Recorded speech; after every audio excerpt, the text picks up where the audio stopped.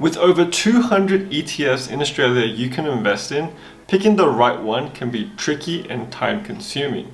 In this video, I'm going to be going over what I think are the best index ETFs in Australia that you can buy across the following categories: high yield dividend shares, Australian shares, international shares, US shares, and tech shares. Hey friends, welcome back to the Chris Chat Show. If you're new here, this is my YouTube channel where I talk about saving money, investing, and personal finance. Before we get started, make sure to smash the like button and subscribe because that will help me out a lot. Also, this is not financial advice. I am definitely not a financial advisor. This is just my personal opinion on ETFs. When you're comparing ETFs, it's important to consider several factors, including the size, the costs, the track record, and the past performance. Size is important because an ETF has to reach a certain size in order to become viable.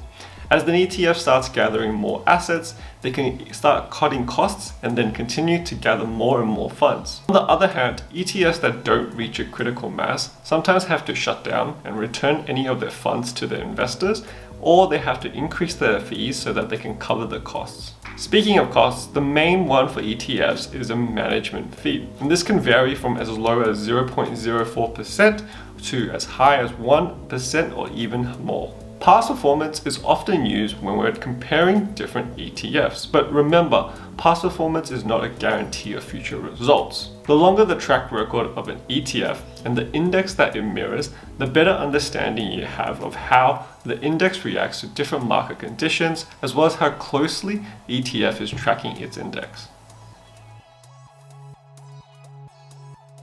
Let's kick off with the best high yield dividend ETF, and that is, in my opinion, the Vanguard Australian Shares High Yield ETF, ticker symbol VHY. This ETF aims to track the return of the FTSE Australia High Dividend Yield Index before taking into account fees, expenses, and tax. One of the reasons why I picked VHY as the best option for a high yield dividend ETF is because of its size. As of filming this video, it has $2.68 billion under management, and it is by far the biggest dividend ETF in Australia.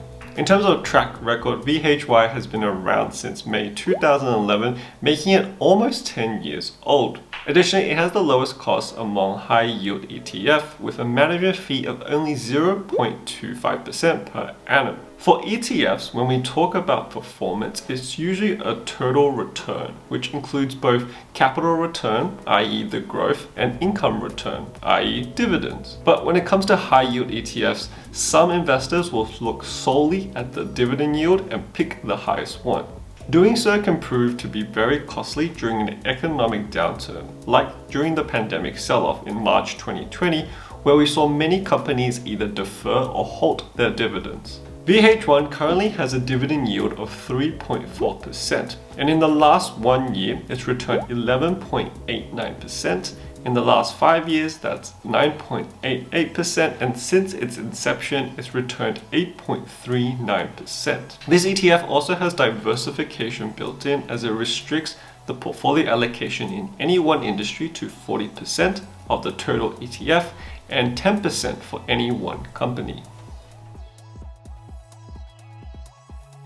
The best ETF that I've picked for Australian shares is a pretty obvious choice, and it is the Vanguard Australian Shares Index ETF, ticker symbol VAS. VAS aims to track the performance of the S&P ASX 300 index, and it was established all the way back in June 1997, making it a grand old age of 24 years old.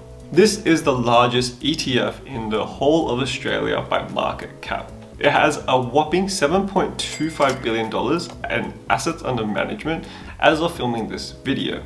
Investing in VAS means you're investing in some of the most well-known Australian companies such as CommBank, BHP, Telstra, and even Afterpay. Apart from being the biggest ETF on the ASX, it's also one of the cheapest, with a management fee of just 0.1% per annum. What a bargain! And its performance isn't too shabby. In the last 1 year, it's returned 7.2%, In the last 5 years, that's a return of 10.77%, and since its inception, it's had an average return of 8.97%. For international shares, the best ETF in my personal opinion is the Vanguard MSCI Index International Shares ETF, ticker symbol VGS.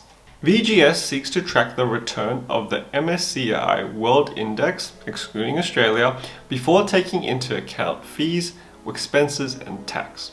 This ETF provides low-cost exposure to some of the world's largest companies in the major developed countries. Think AMD, Walmart, Nestle, and even Toyota. In terms of size, VGS is pretty big with $2.75 billion in assets under management as of filming this video, and it was established all the way back in November 2014. VGS also has a pretty low fee of 0.18% per annum, and in the last 1 year it's returned 7.87%.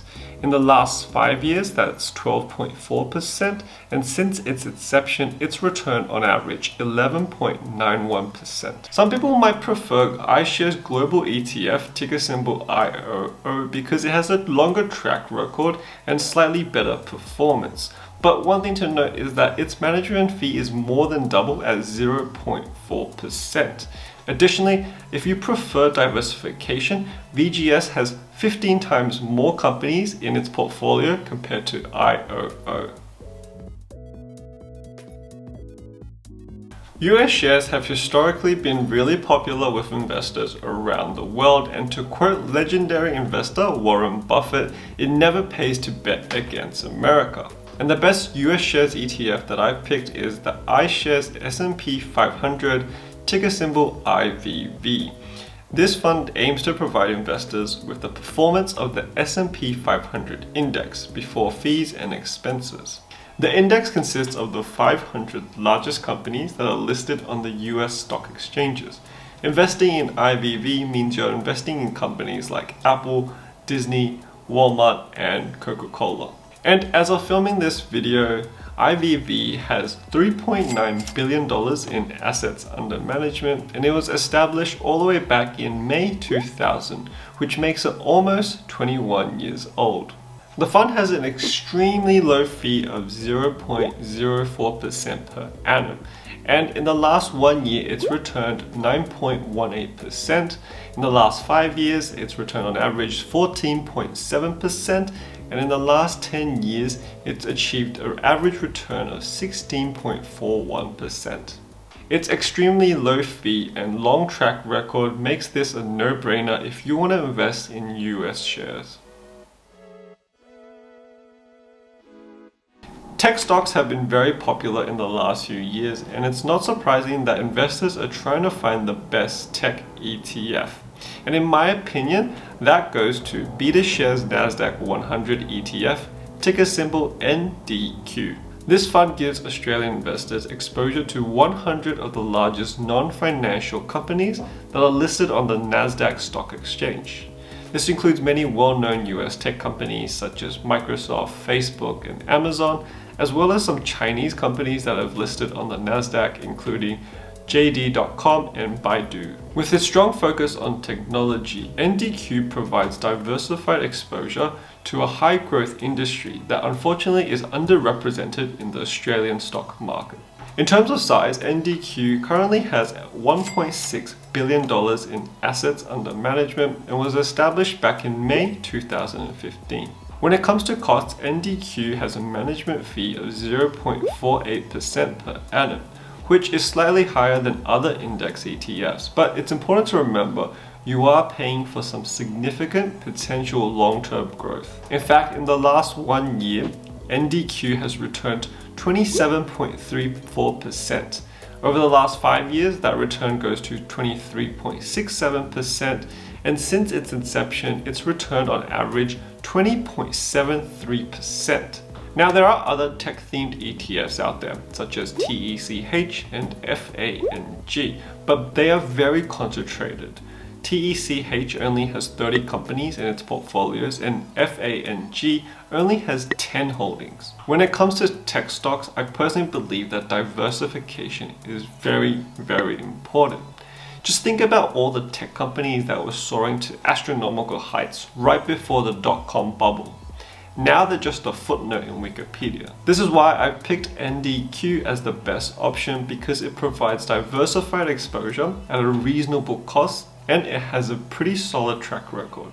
Thank you for watching. I hope you enjoyed this video. If you did, make sure to leave a like and subscribe if you haven't already. Also, in the comments down below, let me know which of these ETFs you currently own or you want to potentially invest in. As always, an important disclaimer, I am not a financial advisor, this is not financial advice. This video and my channel is for general information only. As with anything in life, you should do your own due diligence and seek independent advice.